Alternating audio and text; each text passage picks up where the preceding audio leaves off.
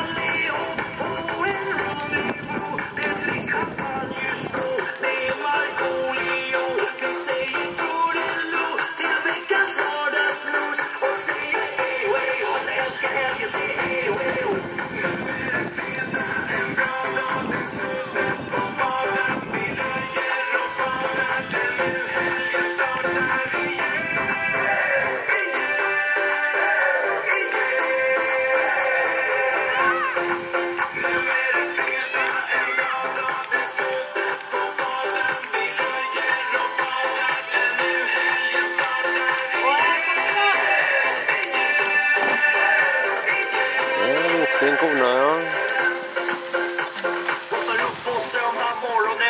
Känns som ögonen limmas igen. Det finns lite på min kropp och blåsning. Och så.